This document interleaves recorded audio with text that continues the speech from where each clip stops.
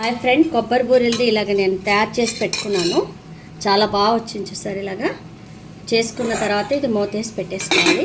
తర్వాత మనం ఇలాగ ఒక్కొక్కటి ఇలా ఒత్తుకోవాలి. కొంచెం మందంగా ఒత్తుకొని మనం వేసుకోవాలన్నమాట. పొయ్యి మీద నూనె మాత్రం సిమ్లో ఉండాలి, మరీ హైలో ఉండకూడదు, మీడియంలో పెట్టేసుకోండి.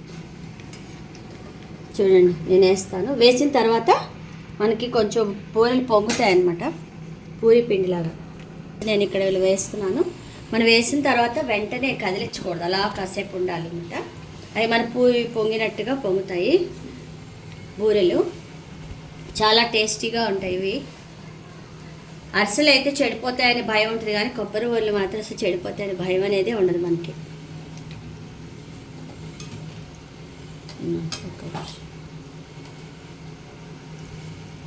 ఇదిగోండి ఫ్రెండ్స్, చూడండి ఎంత బాగా పొంగుతున్నాయో కదా. చూసారా, చక్కగా పొంగింది, మంచి కలర్ కూడా వస్తుంది.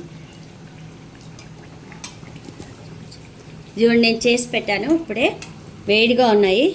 చాలా ఎంత బాగా వచ్చాయి చూసారా. ఇప్పుడు కట్ చేస్తున్నాను. లోపల చూసారా అంతా గుల్లగా ఎంత బాగా వచ్చినాయో. Thank you.